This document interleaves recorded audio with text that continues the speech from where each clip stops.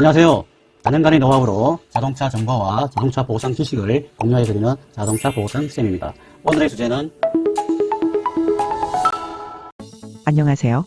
직진 중에 우회전 차와 접촉 후 2차 사고로 다른 차를 충돌한 사고로 우회전 하던 상대 차량 100% 과실 사고입니다. 앞이 심하게 파손되어 센터에서 1,500만 원 정도 수리비가 나온다고 합니다. 상대 보험사에서 전손 처리를 하자고 하면서 차량가액 2,400만 원 준다고 합니다. 중고시장에 알아보니 그 돈으로 차를 살 수가 없습니다. 최소 2,700만 원은 있어야 비슷한 차량을 살 수 있고 취등록세, 각종 비용이 들어가는데 나 몰라 하는 보험사의 태도에 몹시 화가 납니다.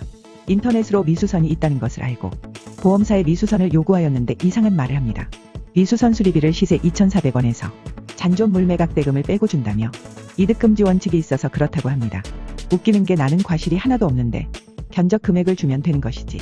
원론적인 이야기만 반복합니다. 이득은커녕 손해가 막심한데 화가 나고 스트레스 또한 많이 받고 있습니다. 이득금지 원칙이 무슨 뜻인지 정확히 알고 싶습니다. 미수선 합의를 어떻게 하면 잘 받을 수 있는지 궁금합니다. 사고차 사진, 스펙을 카톡으로 전송하여 드립니다. 확인하여 주실 수 있나요? 네네 알겠습니다. 확인하여 보겠습니다. 우연히 나에게 닥쳐 온 교통사고 어찌해야 하나 막막한 심정 이해합니다. 내 몸 아픈 것보다 차가 더 걱정인 경우가 많습니다. 구급차로 실려와 병실에 누워 내 차는 어떻게 되었을까? 사고차 사진을 보고 누구나 놀라게 됩니다. 차량 보상은 어떻게 되는 것일까? 막막하기만 합니다. 보험사에서 전화를 받으면 보험 용어가 낯설고 생소하여 어지럽기 시작합니다. 보험사에서 각종 서류에 동의를 해달라고 하면 무슨 내용인지 잘 모르는데 어디 물어볼 때도 없고 동의를 하면 나에게 불이익이 없을까 답답할 때가 있습니다. K5님은 보험사에서 스마트폰으로 보낸 잔존물 매각 동의서 링크에 전자서명 동의를 이미 하신 상태로 상담을 주셨습니다. 손해상사 처리 의견입니다. K5님 결론입니다. 나의 정보, 나의 권리 다 양보하신 상태입니다. 보험사는 시세평가, 잔존물 가액 평가 등의 자료를 확보한 후 흔들기를 하고 있는 형상입니다. 수리를 하든지 미손손 합의금으로 잔존물 매각 대금, 미손 수리비를 받고 이전 매각을 하든지 선택을 하라고 합니다. 지금에 와서야 선택의 여지가 없습니다. K5님은 미수원 처리를 요구했지만 이득이 전혀 없습니다.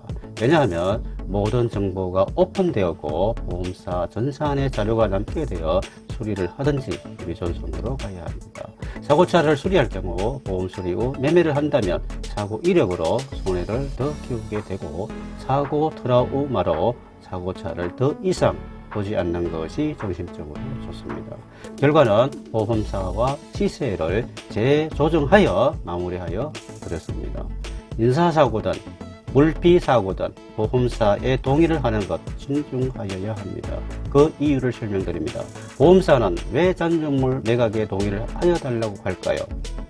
잔존물 매각 동의 안내를 받으면 나에게 득이 되는지 나에게 실이 되는지 알아보고 동의를 하는 것이 좋습니다. 득과 실이 혼돈하여 존재합니다. 일반 소비자는 잘 모르는 경우가 많은데 또 설령 안다고 하여도 동의를 하는 것 신중하여야 합니다.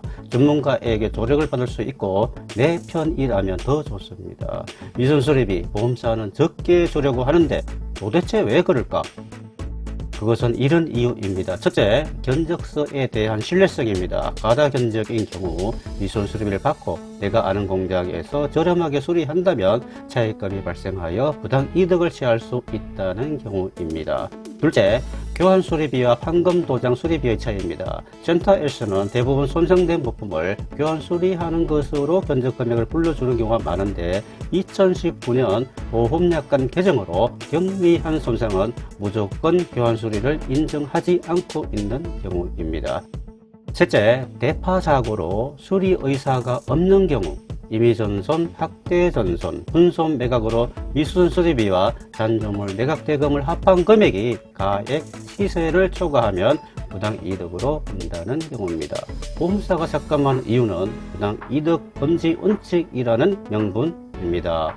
보험에 이러한 원칙이 있는 이유는 무엇일까? 보험사고 처리 시 실손해를 보상한다는 의미로 손해보험에 주로 있으며 손해본만큼만 보존한다는 취지와 도덕성 위험 배제를 하기 위해서라고 합니다.